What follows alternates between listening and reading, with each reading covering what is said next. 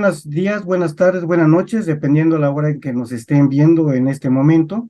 Para mí es un gran placer, un honor de nuevo continuar con estas entrevistas para cada uno de los compañeras y compañeros maestros que se encuentran en la Asociación Nacional por la Inclusividad Educativa en México. Y bueno, en esta ocasión nos toca nada menos que a la maestra María Concepción Bautista Vázquez. La maestra Concepción, la maestra Conchita, como solemos llamarle, pues hemos tenido la oportunidad de platicar en ciertos momentos, pero nunca hemos profundizado en esa actividad que ella continuamente ha tenido en las actividades académicas, profesionales y lógicamente también comunitarias. Entonces, me permito darle la bienvenida a maestra María Concepción, que es para nosotros un gran placer. Bienvenida, maestra. Muchas gracias, doctor Macario, y saludo a todas las personas que nos estén siguiendo en línea en diferentes partes del mundo y de México. Muchas gracias. No, al contrario, gracias a usted. La maestra María Concepción es escritora, traductora, artista visual, es ilustradora, maya tzotzil de Chiapas, México, es licenciada en Pedagogía, licenciada en Derecho y cuenta con maestría en Derechos Humanos. Ha participado en diversos recitales de poesía, así como en exposiciones pictóricas individuales y colectivas. También imparte talleres de iniciación a la creación literaria y de pintura infantil con infancia en contextos de marginación, así como impulsa el reconocimiento de los derechos de la infancia y de mujeres indígenas. Su obra poética ha sido incluida en diversas antologías y revistas nacionales e internacionales, así también publicada en otros medios impresos y electrónicos nacionales e internacionales. Algunos de sus poemas han sido traducidos al inglés. Es autora de los poemarios Bajo las alas de la golondrina, Cuando el agua corre, las mazorcas cantan, El canto de las almas, Espíritu de la naturaleza y me imagino que otros escritos que ha de tener incluso no publicados o que están pues en trabajo, ¿no? Entonces, es para mí de verdad un gran placer tenerla aquí, maestra Conchita. En ese transcurso vamos a tener una pequeña y sustanciosa plática. Yo creo que vamos a aprender mucho de usted. Me gustaría que con toda la confianza nos compartiera pues todos estos momentos que a lo largo de su vida personal y profesional pues ha trabajado, ha contribuido a este ambiente cultural, educativo que tenemos sobre todo en México. Y esa riqueza sobre todo cultural que tenemos México y que pues a juicio de muchas, yo incluso diría de muchas naciones, y permítame este brevario, platicaba hace algún tiempo en algún congreso con un matemático francés y recuerdo que él mismo reconocía esta gran riqueza de México y hacía énfasis en esta riqueza cultural muy diversificada en lenguas, en artes, en general, ¿no? En todo lo que es la cultura. Y en base a ello, yo creo que lo que nos hace falta es voces para poder manifestarlo, para poder expresarlo y sobre todo para poder tener un diálogo abierto y franco con la gente, con la comunidad.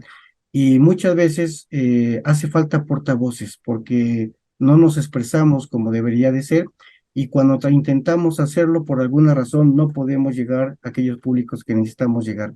Maestra Conchita, es un placer tenerla aquí. Vamos a dar inicio a este diálogo. Voy a empezar por lo básico. Maestra Conchita, dígame, ¿quién es María Concepción? Platíquenos. Bueno, pues María Concepción es una persona que pinta y escribe en su lengua materna, que es la lengua tzotzil, maya tzotzil de Chiapas, desde su infancia. Más adelante se profesionaliza con diferentes técnicas y también a través de la literatura. Se profesionaliza y en 1998 publica su primer poema con el nombre de Fantasmas, que es como una crítica social hacia la discriminación y hacia el poder. Eso fue la primera publicación de María Concepción. Y en cuanto a la pintura, su primera exposición fue en 1994 en la Escuela de Derecho de San Cristóbal de las Casas.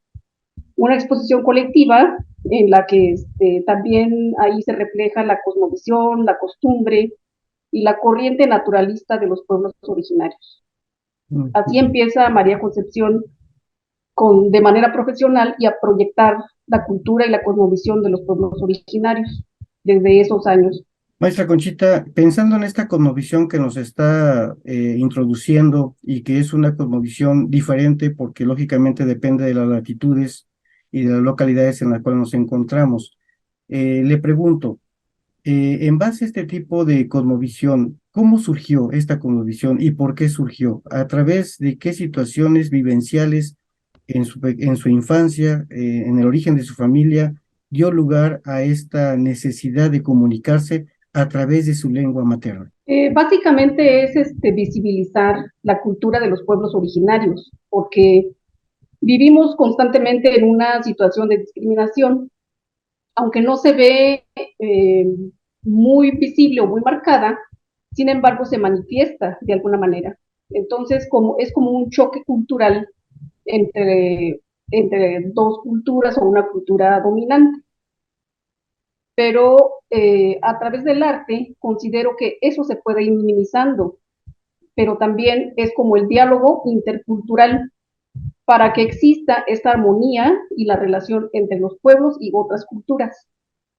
Eso es el objetivo y creo que también es el papel del arte, que no solamente es pintar o es escribir, sino tener un sentido social, un objetivo, un fin, y que tenga este impacto social e incidencia social. Claro. Eso es básicamente la función social del arte y la expresión para mí desde las lenguas originarias, desde la pintura, la música, mostrar esta variedad, esta diversidad, pero que también sea como visibilizar las culturas minoritarias, en este sentido, las lenguas originarias.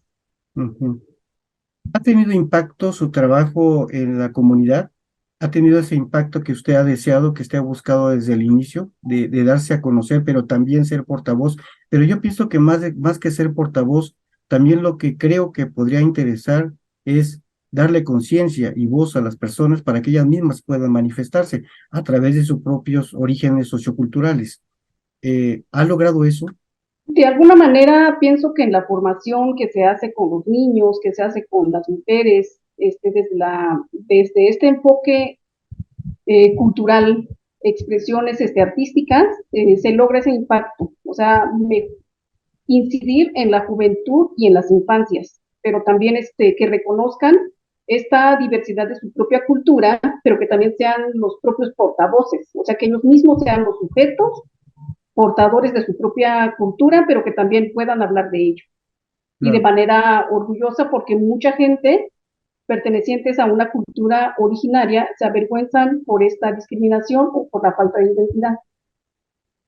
Ujú. En la formación que usted ha tenido profesional y humana, eh, como mujer, ¿ha considerado que es una doble lucha, aparte de estos orígenes socioculturales? ¿También ha considerado que el hecho de ser mujer también le ha generado cierto tipo de obstáculos para poder crecer, para poder impactar profesionalmente como hasta el momento lo está haciendo? Me parece que el papel de la mujer es importante en los diferentes ámbitos. Sin embargo, el hecho de que seamos mujeres y mujeres indígenas es doblemente el esfuerzo o triplemente el esfuerzo. Colocarse en un espacio, ya sea en el ámbito laboral o también en este caso en la cuestión artística, a veces, bueno, a mí en lo personal me ha costado mucho más trabajo colocar mis obras. Por ejemplo, las publicaciones, exposiciones, aún así lo voy colocando y voy visibilizando esta situación, pero para mí ha sido un poquito más difícil que los hombres. Además, en las publicaciones se ven más publicaciones de compañeros hombres que de mujeres indígenas, ¿no? Eso es una realidad Claro. y es visible. ¿Cree que tenga que ver con este prejuicio social que tenemos los seres humanos, o en este caso en México, los mismos mexicanos, que tenemos un prejuicio social, xenofóbico, cultural, que no permite reconocerlos? o cree que tenga que ver con el sistema social en el cual estamos, social y económico en el cual estamos inmersos? A mí me parece que tiene que ver con ambas cosas o con diversas cosas. El ámbito social, pero también hay uno como una cultura de machismo muy marcada en el que se le da preferencia a la publicación o a la participación de hombres que a mujeres. Y más esto se ve marcado en el ámbito de las mujeres indígenas. En mi caso ha sido más difícil y yo veo más publicaciones de hombres que de mujeres, ¿no?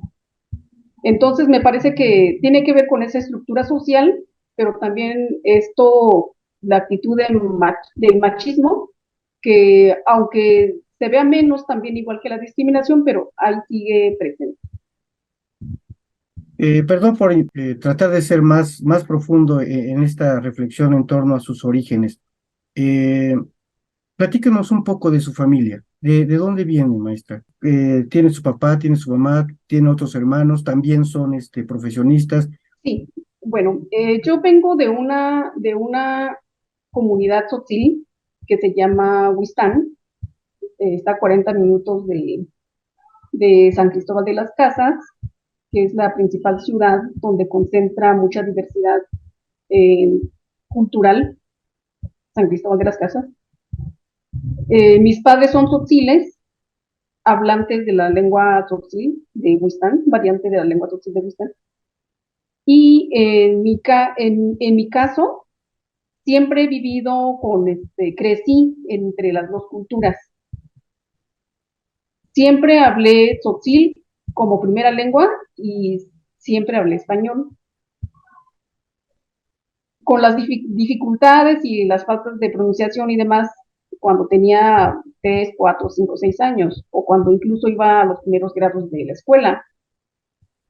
Pero eso no fue como un impedimento para que yo me quedara sin estudiar, sino el fin era el reto también de aprender mejor el español para mí, pero nunca olvidar mi lengua de origen, que fue el tzotzil, que es el tzotzil. Incluso, pues actualmente es como mi herramienta de comunicación y llegar a los jóvenes también dentro de las comunidades, porque yo hablo la lengua y lo escribo también. Ujú. Y de eso también se fundamentan mis obras poéticas. Bueno, las 4 que tengo ahorita publicadas. Sí, claro. Sus papás, bueno, en sus actividades que ellos tienen originarias, económicas o sociales, ¿ellos a qué se dedicaban? ¿O a qué se dedican? Mis padres, este, no tienen son campesinos, ellos no estudiaron, se dedican más a la productividad de la tierra, se dedicaron a eso. Ujú. Entonces, por eso digo, o sea, para mí no fue, sí fue como un reto muy fuerte, pero no fue un obstáculo el que yo siguiera estudiando, siguiera formándome, porque mis padres no saben leer ni escribir. Ujú. Yo vengo de una familia de papá y mamá que no escriben y no leen, pero sí hablan perfectamente la lengua, Ujú. algo que no nos permitieron olvidarnos, y eso es algo muy bueno, ¿no? Claro. Para mí, en lo personal, porque ahora sigo escribiendo mi lengua, sigo hablando mi lengua, y lo puedo hablar tanto en la ciudad como dentro de la comunidad o en diferentes contextos. Y pensando en esos orígenes en los que ha surgido y de los cuales considero que se siente muy orgullosa, precisamente por lo que nos ha comentado, ¿qué le hizo de alguna forma fijarse otras metas, sobre todo profesionales? ¿Qué le impulsó a estudiar y a buscar otras formas de expresarse? En la escuela, cuando tenía los primeros grados, creo, primaria o segundo, sí, de primaria, primero o segundo grado, no recuerdo bien, era demasiado marcada esta parte de la discriminación. Llegaba a la escuela y era como, como, ahí viene la niña tzotzil o la niña indígena, ¿no? Entonces, eso se expresaba tanto en el grupo como en algunos maestros. Entonces, eso para mí fue así como que, pues, es como un reto, ¿no? O sea, seguir aprendiendo mejor el español, pero no me voy a quedar nada más así. O sea, eso era como una constante en el pensamiento de mi infancia. Entonces, más adelante, pues decido estudiar una carrera y más adelante decido estudiar otra carrera y varios diplomados. Y más adelante decido estudiar una maestría para que con base a toda esa base pueda intervenir, pero también pueda incidir, o sea, no solo formarme, sino que tenga realmente una incidencia social por el cual yo me he formado. Ujú. Eso fue como el principal motivo del por qué conservo mi lengua y por qué escribo en ella y por qué publico en ella también. Y también sí, la parte esta de la discriminación que fue muy marcada, y no solo en mí, sino en todo el contexto en esos años, ¿no? Estoy hablando de el 77, 78 más o menos. Ujú. No, un poquito más, como en los 86, 89, 90, más o menos. ¿Cuántos años tenía usted, maestra Conchita, cuando estaba en primero o segundo año? ¿6, 7, 8 años? Seis, Sí. 6, 7 años. Y ya percibía esas diferencias sociales que eran muy marcadas. Sí, porque se expresaban de alguna manera como muy sutil, pero sí se veían. O sea, en la escuela era como pasar a completar algunas oraciones, por ejemplo, ¿no? Como ejercicio educativo. Entonces, no entendía algunos conceptos eh, para poderlas completar, pero cuando yo pedía la ayuda de algún docente, bueno, de mi maestro o maestra en ese momento, me decía, es que no entiendes, pasas después. Creo que ese tipo de trato es lo que puede marcar la infancia, ¿no? Ya puede ser negativa o generalmente causa una reacción negativa, Ujú. pero en mi caso no causó una reacción negativa. Sí, fue Lo positiva. que fue positiva para que en lo personal me motivara a seguir abriendo nuevos caminos Ujú. más adelante con ello. Pero además, el vivir esta discriminación por hablar una lengua es posicionar después, más adelante, la lengua originaria, en este caso es el tzotzil, que para mí es un compromiso social hablar de ello y transmitir esos conocimientos, Claro. porque considero que esta lengua, la lengua de cualquier pueblo, tiene la misma valorización, debe tener la misma valorización y el mismo respeto que otras lenguas. Eso es el compromiso social que ahora tengo Claro. y que me he puesto también. Eh, Pensando en esta cosmovisión y en esta forma de concebir a la naturaleza, a la sociedad, bajo la perspectiva de esta filosofía maya, porque es una filosofía maya, si no estoy mal informado en esta parte, o yo usted me corroborará, pero en esta filosofía maya, que es toda una civilización muy grande, de mucho impacto prehispánico, pero y yo creo que hasta la actualidad, pero ¿sabe qué pasa? Que luego nosotros somos ignorantes, ¿no? Podemos conocer ciertas cosas, pero somos ignorantes en otras, como todo pasa. ¿Podría platicarnos algo sobre esta filosofía Tzotzil, sobre esta filosofía maya? ¿Qué busca? ¿Qué es lo que le gustaría a usted que nosotros también pudiéramos comprender y entender de esta cultura, que es tan importante como todas las demás, y usted lo comentó hace un momento? Me parece que cada cultura tiene su propia esencia y cada lengua tiene su propia esencia. Lo que pasa es que creo que no se conocen esas esencias o esa importancia que tiene cada cultura o cada lengua. Y creo a partir de ello nace esta discriminación que equivocadamente se piensa que una cultura es mejor que otra. Sin embargo, no es así, porque desde la cultura tzotzil tiene su propia cosmovisión, y no solo en la cultura tzotzil, sino de los pueblos originarios de manera general. Tiene su propia cosmovisión y su propia filosofía que fundamenta la cultura, ¿no? Por ejemplo, la relación con la naturaleza, el respeto a la naturaleza, que desde la cultura tzotzil todo tiene vida, o sea, todo tiene coexistencia y somos parte del universo. Somos un elemento más del universo. No que el elemento es universo sea externo a nosotros, sino que es de manera holística. Eso es la filosofía de la cultura tzotzil y también de la cultura originaria de manera general, ¿no? Pero en este caso me refiero a mi contexto cultural, que es maya tzotzil. En los libros que ahorita nos vas a hacer mención que ha escrito y que de alguna forma ya se han publicado, eh, cuando busca usted transmitir este mensaje, ¿cree que vaya implícito en cada uno de estos libros, en cada una de estas obras que usted ha tratado de dar a conocer al público? La tema que abordo tanto en la pintura como en, en la escritura, en la literatura, es una corriente naturalista, filosófica, cosmogónico y espiritual. Eso es la corriente que permea tanto lo que yo escribo y tanto lo que yo pinto en las artes visuales. Um, el libro, por ejemplo, uno de los libros es Ejimochuelatic, que es este libro. Ajá, ahí se ve bien. Ajá, el canto de las ¿Sí? almas.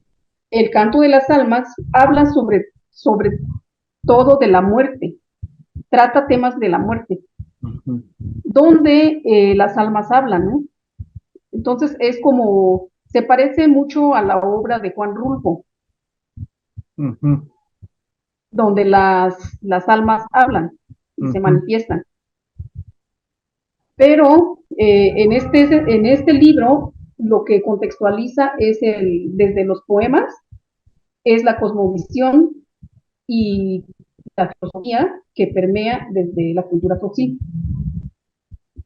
Pienso que de alguna manera eso se proyecta en las obras, o sea, pero también tiene que ver desde el contexto de, de donde se crea y del autor. ujú. Eh, ¿Nos podría leer un poema en De lengua este tzotzil? libro, ¿Sí? de Y este libro, aparte, sí, sí, o del que usted guste, pero lo ideal es escucharla también en lengua tzotzil. voy a leer Y uno de también este a ver si libro y lo... voy leyendo uno de cada libro, porque tengo 4 libros. Sí, sí, por Entonces, favor. Y ahorita le preguntamos también. en este libro voy a leer Chulelal en tzotzil y luego en español. Chulelal. Batel o silcacal, mushkel, unen chulelal. Bikit chulelal. Alma, eterna, inmutable. Alma joven, alma pequeña. Es de este libro, El canto de las almas, El canto de las almas. Ujú. que fue mi segunda publicación, y esa es una publicación en México, realizada aquí en México. Mi primera obra es Chulelo Silvalamín, que es Espíritu de la Naturaleza. Ajá. Este libro aborda básicamente toda la relación y el respeto hacia la naturaleza de una manera general, pero está fundamentada por eso, utilizando metáforas y un lenguaje literario. Pero básicamente cualquier lector se daría cuenta que el tema es la naturaleza o Ujú. habla de ello, ¿no? Voy a Claro. leer igual un poema Sí. de este libro. Estoy buscando el poema, pero no lo encuentro porque quiero leerles algo que se relaciona mucho para mí con la tierra, con el pueblo y con el universo de manera general, que se llama Top Top, Ujú. y es un poema que a los niños y a los jóvenes y y otros lectores les ha llamado mucho la atención del por qué Toc Toc. Y ahorita sí, voy a leer un fragmento de Toc Toc. Toc Toc. Antagna kusi ora stakelen ikakalen. Antag el kusi chatsibabetina de. Anchka Yakob Antagna mechak ejinta balamil mechak ejinta na. Toc Toc Toc Toc. Mucho chak ejinta be kalachak ejine. Caracola. Quiero saber cuándo mirar al sol. Quiero leer lo que escribes al mar. Quiero escuchar tu palabra. Quiero saber si cantas en la tierra, si cantas en el mar. Caracola, caracola. ¿A quién le cantas cuando cantas? Eso es de la primera obra, que es Espíritus de la Naturaleza. Esta es una publicación realizada en el país, dentro del país, en 2017. Y la tercera obra, que es Cuando el agua corre, las mazorcas cantan. Esta fue una obra en mención honorífica, esta, Ajá. y fue dictaminada y seleccionada para su publicación en un país extranjero. ¿De qué país Y estamos hablando, perdón? estamos hablando de Venezuela y estamos hablando de la editorial Alborismo, quien seleccionó para su publicación esta obra.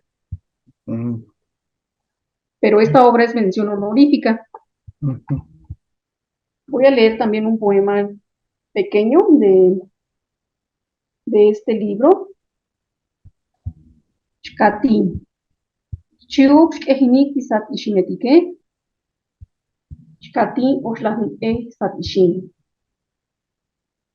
Chlik ehinukuk tabechich. Chakotahik tayuk boch. Chins baitak ok chiuko oshlahun sat ishin. Yishim mepeli. Cuento. Y cantan los granos de maíz. Cuento 13 granos de maíz que cantarán en las venas. Danzan en el centro de la jícara, confabulando con el agua, 13 granos de maíz de la mazorca de la abuela. Esa es la tercera obra. Cuando el agua corre, las mazorcas cantan. Y esta obra, la más reciente, el que se está ahorita presentando en diversos espacios, sobre todo en universidades y en algunas comunidades de aquí de Chiapas. Bajo las alas de la golondrina. Bajo las alas de la golondrina. Ujú. Voy a buscar un poema chiquito. No lo encuentro. Esta publicación también fue realizada fuera de México. También fue seleccionada una obra que fue seleccionada para su publicación. Voy a leer esto. Chutsiksha, Chai Tikonai, Diksha Taamtel, Skop Diansetike, Echkuchal, Iko Likshansan, Si Batsitetik. Ya respiran humo los techos. Han comenzado a trabajar las manos de las mujeres. Igual que el fuego se ha levantado a devorar la leña roble. Eso es del último poemario. Bueno, la más reciente, que, que ahorita se encuentra en presentación en diversos espacios. Y estoy buscando uno que quiero, este. Esta la voy a leer únicamente en español, porque es un poquito extenso, pero sí lo quiero leer. Sí, no, adelante. Mi lengua es poesía, es la memoria de los ancestros que habitan las generaciones. Yo canto a mi lengua, elevo su espíritu al viento, que riegue sus semillas en los corazones, porque mi lengua es poesía. Con mi lengua converso con el sol, saludo a las estrellas, ofrendo al espíritu del agua, porque mi lengua es poesía. Muchas gracias. No, al contrario, muy bellos.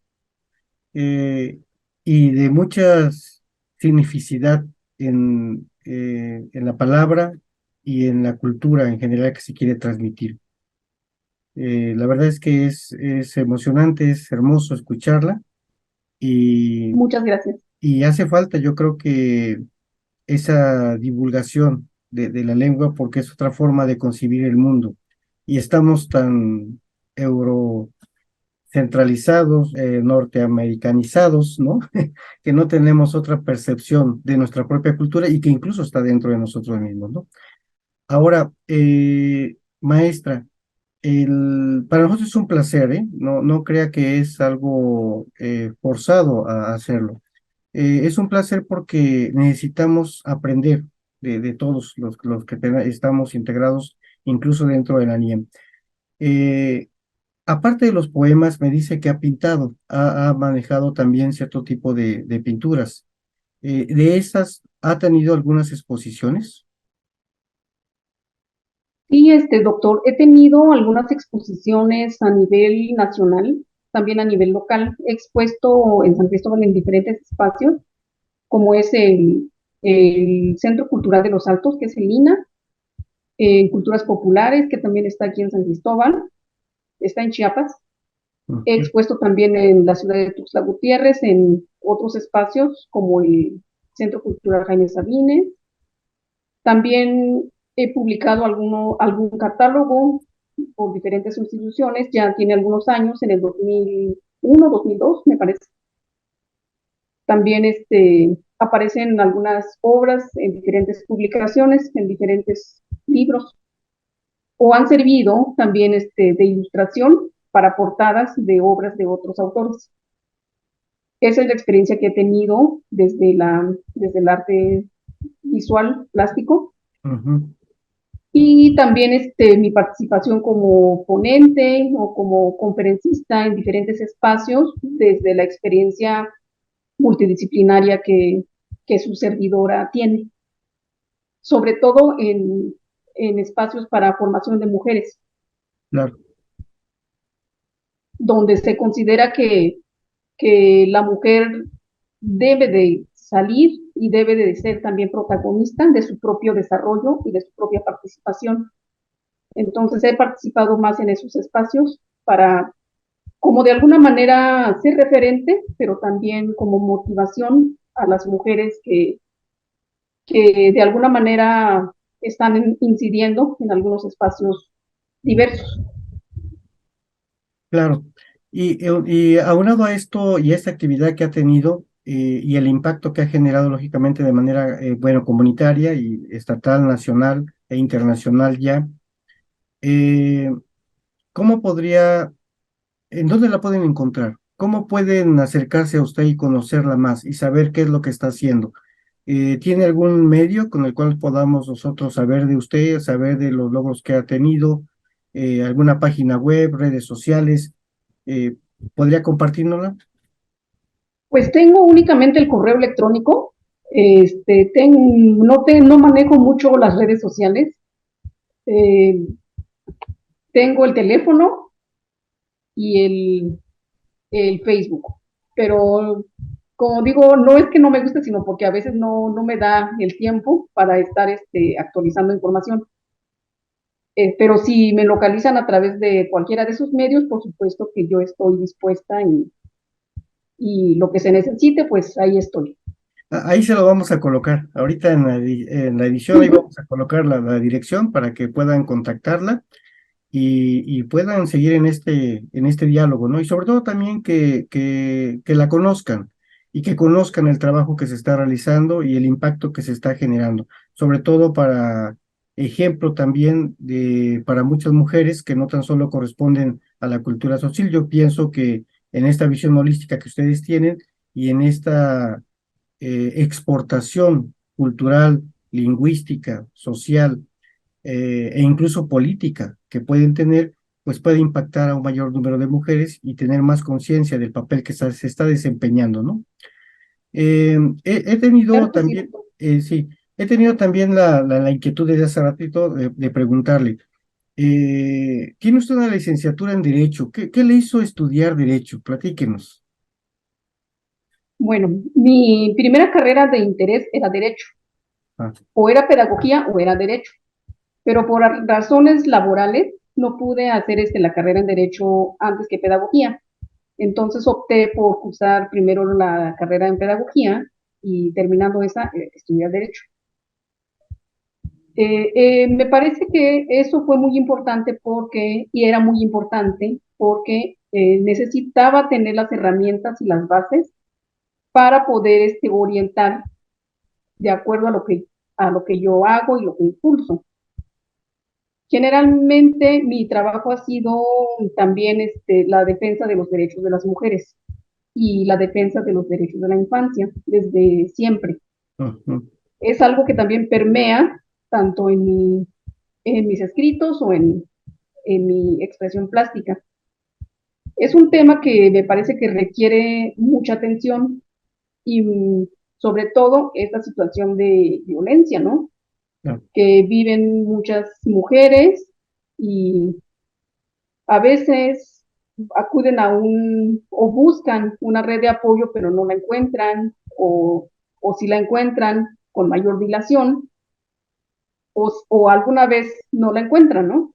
Entonces, eso fue lo que a mí me llevó a estudiar Derecho, tener como esta base, pero conocimiento del tema, para que yo pueda hacer mejor una orientación y seguir impulsando, pues, este trabajo que hago, que aparte de lo que escribo, aparte de lo que pinto o de mis actividades culturales, eso es también lo que yo hago de manera independiente, Ujú. como María Concepción. Claro. Uh-huh. Y también ¿pertenece usted a algún organismo como la Comisión Nacional de Derechos Humanos o nada más en sus actividades políticas, sociales, busca defender esos derechos inalienables en el ser humano? No, no pertenezco a ninguno de esos centros. He estado más acompañando organizaciones también, organizaciones sociales que trabajan esta parte de la defensa tanto de los derechos de la infancia y los derechos de las mujeres. O la formación en la cuestión educativa de manera independiente a cierto grupo de mujeres. Ujú. Pero me he enfocado más a esto de madres solteras, madres en situación de violencia, niños abandonados o niños en situación de calle, niños que viven una situación de violencia extrema. Entonces, esa ha sido mi intervención, en ese campo ha sido mi intervención, en áreas de contexto de marginación. Y es ahí también donde desarrollo ciertas actividades culturales, como la lectura en lenguas originarias, actividades, creación literaria desde la infancia o con mujeres también. Ujú. Eso es lo que principalmente me lleva a estudiar Derecho. Compaginado ahorita con la cuestión pedagógica, ¿no? Que va permeado. Claro. El desarrollar una cultura de la legalidad creo que es fundamental y necesario en cualquier ambiente sociocultural y establecer que seamos sujetos de derecho y que estemos dentro de un marco jurídico y que a su vez conozcamos las fuentes jurisprudenciales que den lugar a este Estado de Derecho ha sido fundamental y va a seguir siendo fundamental. Ha logrado consolidar en los niños, en las niñas, en las mujeres, incluso también en los jóvenes, ha logrado incidir en esta cultura del derecho, en esta cultura de la legalidad, para que se convierta en un estilo de vida que no tenemos como ciudadanos. Es un poquito difícil llevar como un seguimiento, puesto que la población vulnerable siempre anda con movilidad, constante movilidad, no se quedan en un contexto permanente. Eso porque depende de su trabajo, depende de cuáles son sus intereses inmediatos. Entonces, es un poco difícil que el grupo permanezca como inicia y como termina. Sin embargo, pienso que es importante impulsar una cultura de derechos, porque la violencia, tanto en la infancia como en la mujer o cualquier otro tipo de violencia que se manifiesta dentro de la sociedad, se ve como algo muy normal, como que si eso fuera ya normal y no pasa nada, ¿no? Ujú. Entonces, Además de que la justicia se burocratiza demasiado, es muy lenta, no se da la atención oportuna a ciertas situaciones y eso también incide en que se imparta la justicia o se tenga justicia pronta y oportuna. Ujú.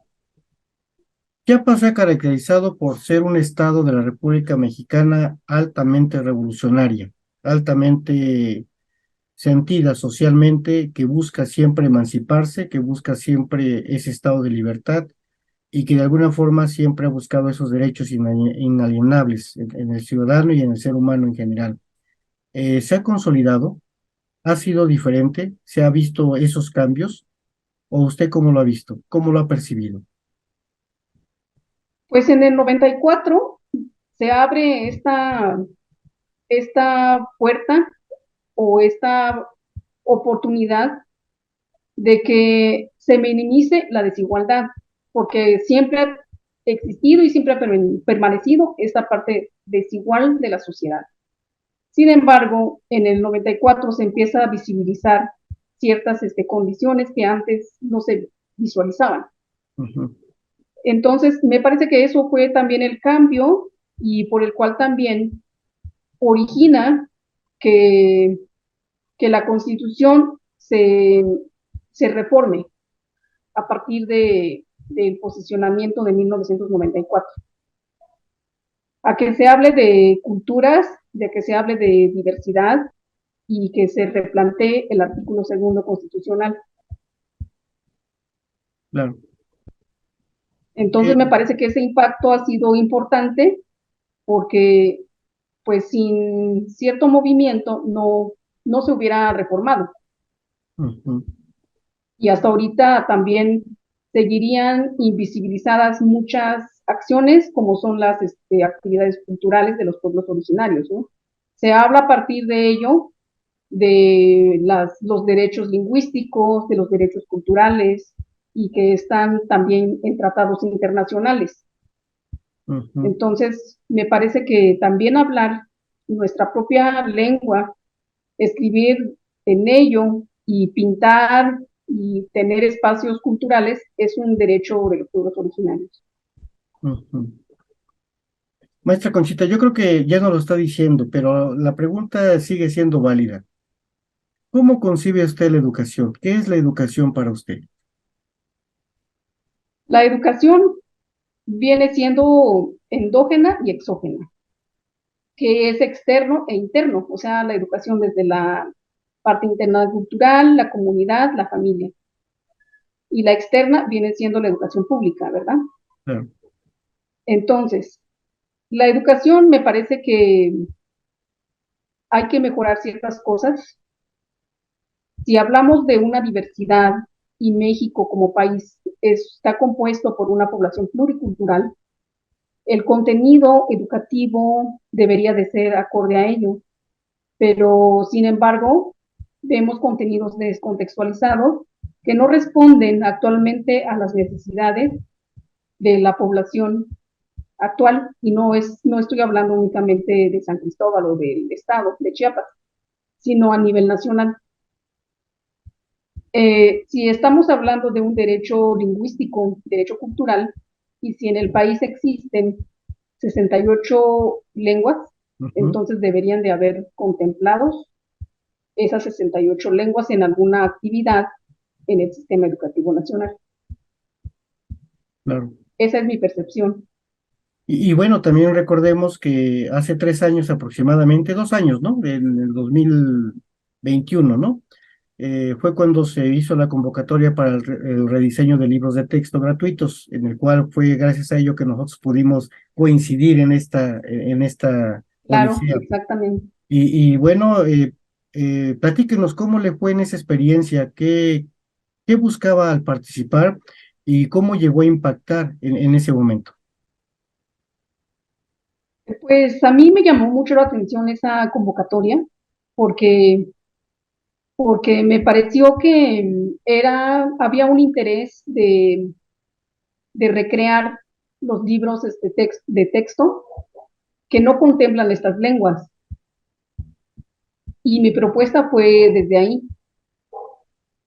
Entonces, por eso también me llamó mucho la atención esta convocatoria, ¿no? Claro, pero fue seleccionada, ¿no? Su trabajo que realizó sí lo tomaron en consideración.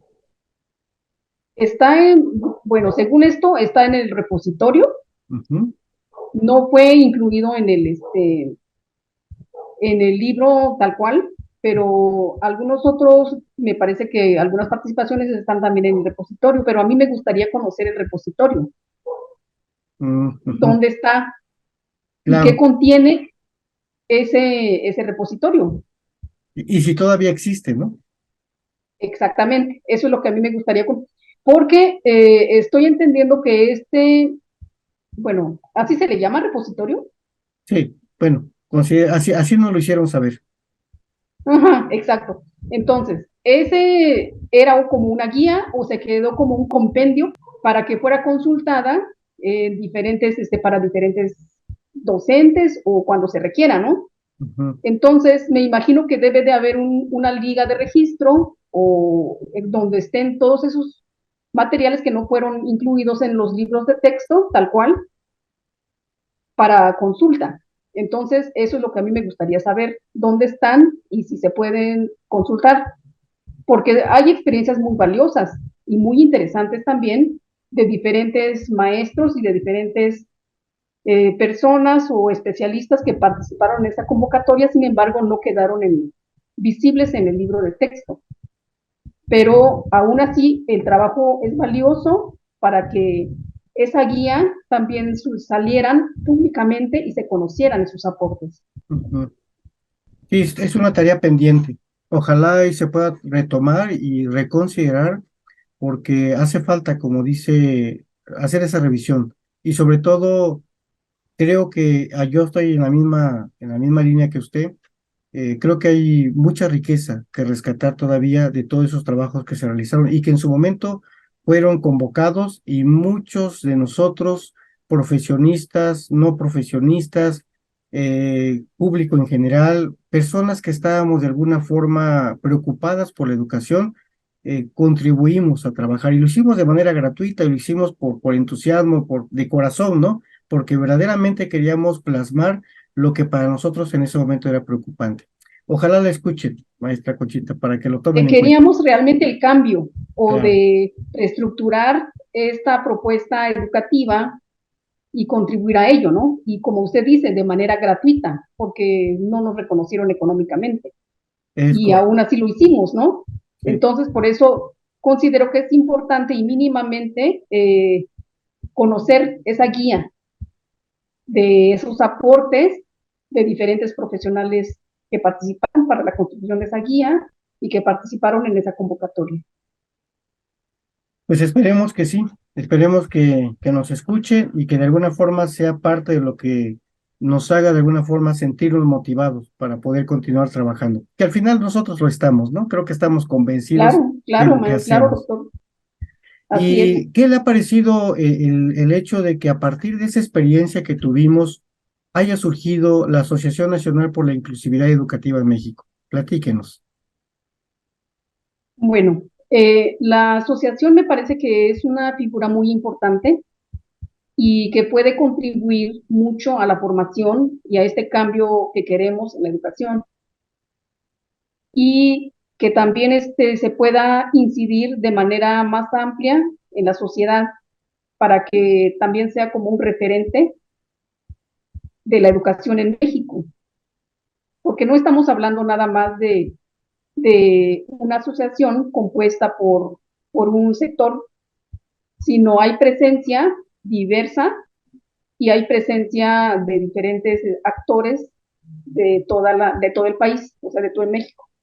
Ujú. Entonces, me parece que eso es una cualidad que fortalece mucho a NIEM y por lo tanto creo en su actividad y en lo que puede impactar y en la visión que tiene.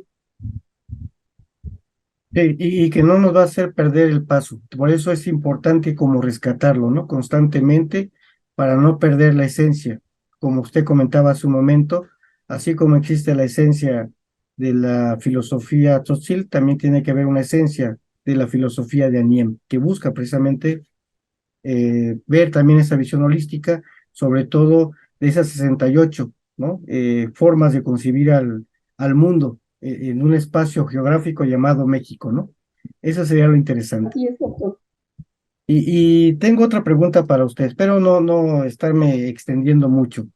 Si estuviera en sus manos transformar la educación, ¿qué haría usted? Es una pregunta complicada. Si estuviera en mis manos, primero le pediría asesoría a NIEM, porque hay muchas intervenciones y muchas experiencias sólidas que pueden incidir desde ese punto de vista. Pero también si estuvieran en mis manos, sí contextualizaría contenidos. También me parece que en algunas materias están sobrecargadas y unas no.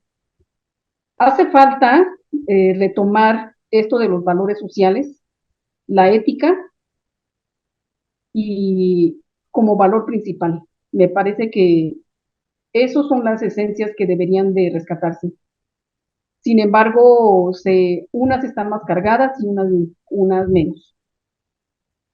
Aparte de lo que se está ahorita realizando, ¿no? Como currículum, como currícula dentro de las escuelas. La participación de las madres o padres también es importante para el fortalecimiento educativo y el desarrollo de sus propios hijos e hijas en las escuelas. Pero de manera general, sí retomaría esto de los valores filosóficos e incluir también las lenguas originarias, porque es parte importante y es un derecho de todos los pueblos que tengan acceso a su propia cultura. Claro. Viendo esta visión que se tiene y la transformación que de alguna forma en cada uno de, de nuestros espacios estamos buscando transformar, y esta visión que tiene sobre la educación, considera que en cierto momento podamos nosotros crear ciertas iniciativas de ley que puedan transformar la educación en México. Con la participación social, con la participación de la ciudadanía, pero también con la participación y el interés de los docentes, podemos lanzar iniciativas y proponer iniciativas para que se incluyan o se reformen estas inquietudes. Obviamente son propuestas, ¿no? Y son utopías que tenemos para ir mejorando la educación, como usted dice. Porque ahorita estamos en un parteaguas donde se habló mucho de una reforma educativa y esta reforma educativa que parte de una política educativa. Y yo siempre cito a Francisco Larroyo porque siempre me ha parecido muy importante cuando él observa que existen las políticas educativas, existen las pedagogías innovadoras, pero existe la realidad educativa. En base a esta integración de esos tres elementos, ¿considera que en este momento la reforma sí pueda impactar en esa transformación? Es que son diferentes contextos, es lo que estaba mencionando hace un momento. Las escuelas en las comunidades indígenas no tienen la estructura y la infraestructura que debieran tener. Hay escuelas que no cuentan ni con bancas, ni con sillas, ni con pizarrón. Sin embargo, llega el docente a realizar su actividad con los alumnos. Eh, Hay escuelas que no tienen ni siquiera agua para que los niños puedan consumir. O hay escuelas que no tienen salones y se manejan por multigrado. Y o la escuela es bidocente, cuando hay grupos completos de primero a sexto grado. Entonces, es ahí donde entramos como un problema real que no se puede atender y no se ha atendido, y eso ha sido un problema permanente y de años. Entonces, Para que mejore la educación y el aprendizaje de los alumnos, tiene que ver también con las condiciones del lugar en el que va a aprender y se desarrolle de manera cognitiva. Pero claro. si no hay estas condiciones, o el niño llega con desnutrición, o llega con un problema de camino, porque hay niños que llegan caminando 4 horas o Ujú, 2 horas para llegar a la escuela. Entonces el niño llega cansado y ¿cómo va a aprender? Esos problemas de contexto y de realidad influyen en el aprendizaje de los niños. Entonces tendríamos que crear o más escuelas, o mejorar los caminos, o mejorar la infraestructura, aunado con la reforma de reestructura de los contenidos educativos. claro. Maestra, pues es un ejemplo de lo que se puede lograr como profesionista, como mujer, como persona. Ha luchado por tener muchos logros, pero más allá de sus propios logros personales, ha buscado de alguna forma darle sentido a esta palabra, a esta filosofía Tzotzil, de la cual usted es originaria y orgullosamente originaria. ¿Qué le podría dar como mensaje a las mujeres, a las niñas, a los niños, a aquellas jovencitas y jovencitos y que muchas veces se colapsan frente a las situaciones sociales que están viviendo, situaciones que en muchas ocasiones son graves, tiene que ver con mucho tipo de problemas discriminatorios, y hablo de una discriminación económica, social, cultural, política, religiosa, etcétera? ¿Qué mensaje les puede dar a ellos o y a ellas? Eh, el mensaje es que también valoren su propio origen, como valorar su propia capacidad, y, y pues también tenerlo como parte de su formación, ¿no? Y no olvidarse de su propia identidad, porque como lo dije al inicio, ahorita muchos jóvenes he visto en las presentaciones de libros o en los recitales, se avergüenzan de que hablan una lengua originaria. ¿Pero por qué? Se avergüenzan porque han vivido cierta discriminación, y discriminación dentro de su contexto, ¿no? O ya sea en la escuela, con sus amigos, o en los contextos que interactúan. Ujú. Y la pregunta a mí que me hacen generalmente en las presentaciones cuando voy en las escuelas o en las universidades es, ¿y cómo ha mantenido su lengua? Le digo, pues, sintiéndome orgullosa de la misma, ¿no? Y también para mí ha sido un reto, un compromiso social, y también escribir y pintar es una disciplina, Ujú. que es parte de mi propia historia, parte de mi ser persona, pero parte de mi compromiso social. Eso es el mensaje que yo les daría. Maestra Conchita, siempre va a haber algo más que queramos saber, ¿no? O que se nos pasa o se nos Claro. olvida. La verdad es que Uh-huh. son muchas cosas que uno puede, de tanto que uno puede expresar, ¿no? Y a mí me gustaría tener más ideas para preguntarle más cosas en este momento, ¿no? Pero platícanos algo que usted quiera comentar, que usted quiera transmitir desde su propia experiencia, de su propia vida que ha tenido personal y profesional, de sus sueños, de sus utopías, como hace rato comentaba. Eh, ¿Qué otra cosa le gustaría transmitir? Bueno, de todo lo que yo puedo, no sé, comentar tal vez, me parece que nuestra, nuestra cultura, nuestros ancestros nos enseñaron mucho el respeto, ¿no? Pero también el respeto a nuestro contexto y esto de la naturaleza. Sin embargo, veo que no nos sentimos parte de ese todo. O sea, descuidamos lo que es la naturaleza, la maltratamos, descuidamos los ríos, descuidamos todo el entorno que nos da de alguna manera vitalidad, porque sin el agua tampoco vivimos. Claro. Y el agua es un elemento primordial para existencia de todos nosotros, ¿no? Los que tomamos agua y todos tomamos agua. Creo que también es importante contribuir a esa parte del cuidado de la naturaleza. Entonces, estoy diciendo esto ¿por qué? Porque también hay una preocupación muy grande ahora por esto del cambio climático, que hay mucho calor, por Ujú. ejemplo. Todo el mundo se queja porque hay mucho calor, pero no minimizamos el uso del plástico o no minimizamos no tirar basura en los ríos o en tirar basura en cualquier lugar, ¿no? Creo que tendríamos que tener un poquito más de cuidado de nuestro entorno y esta parte concientizarnos para que pues la naturaleza también sea nuestro elemento que nos interesa y queremos cuidar. Sí, bonito mensaje.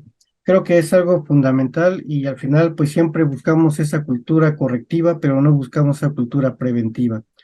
Y dentro de esa cultura preventiva pues está la conciencia de lo que somos y hacia dónde vamos. El hablar de un bioequilibrio, el hablar del propio equilibrio que deberíamos tener con la naturaleza es algo que siempre hemos olvidado. Y yo se lo digo también de todo corazón porque también provengo de una zona que es Veracruz y ahí también hay mucha riqueza natural. Y cómo extraña uno esa riqueza natural y ese Claro, bioequilibrio que se debería vivir, ¿no? así es.